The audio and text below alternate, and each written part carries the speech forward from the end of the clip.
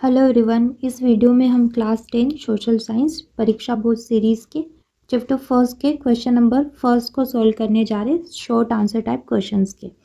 Question है, Giuseppe Mazzini and chief minister Cavour played an important role in the unification of Italy, review the statement.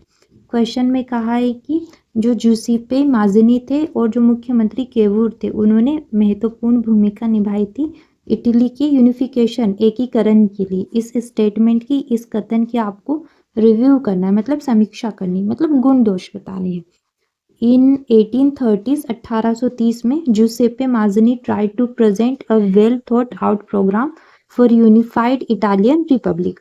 जो Giuseppe माज़नी थे उन्होंने एक सुविचारित, मतलब एक सोचा समझा प्लान लाने की कोशिश की थी। जो इटालियन रिपब्लिक था, इटालियन गणराज्य था, उसे यूनिफाइड करने के लिए, एक करने के लिए।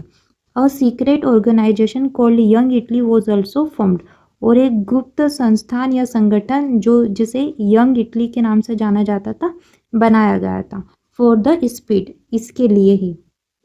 Revolutionary revolts took place from 1831 to 1848। जो क्रांतिकारी विद्रोह हुए थे वो भी 1831 से 1848 के बीच हुए, बट इट फेल्ड, लेकिन ये क्या रहा, असफल रहा। Cavour the chief minister of Sardinia Piedmont's king Victor एमनक्ट played an important role in the unification of Italy. जो सरडानिया के चीफ मिनिस्टर थे, मुख्यमंत्री थे, और जो पिडमोंट के राजा थे विक्टर एमनक्ट, उन्होंने क्या किया था, महत्वपूर्ण भूमिका निभाई थी इटली के एकीकरण के लिए। He was neither a revolutionary, वो ना तो कोई क्रांतिकारी थे, nor a believer in democracy, और ना ही जो लोकतंत्र था उसमें मानने वाले, यकीन करने वाले थे।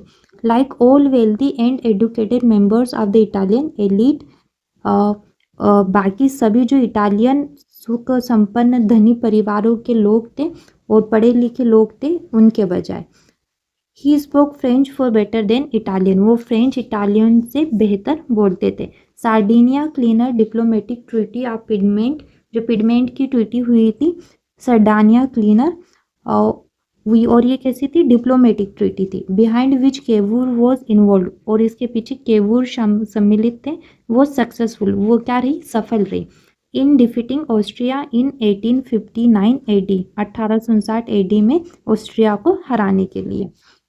नेक्स्ट क्वेश्चन है, how did language play role in Polish nationalism.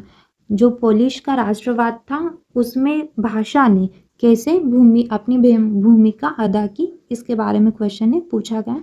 Answer है, language played a major role in development of national feelings after Russian occupation.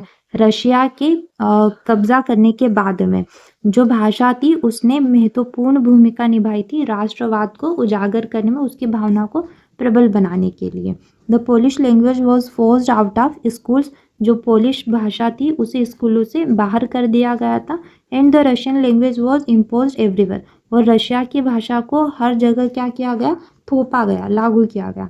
The use of Polish came to be seen as symbol of the struggle against Russian dominance, जो Russia का जो dominance था वहाँ पर, उसके विरुद्ध Polish भाषा क्या बन गई, एक सिंबल बन गई, चिन्ह बन गई कि उसके विरुद्ध हम क्या करें, खड़े हो रहे, बात कर रहे हैं।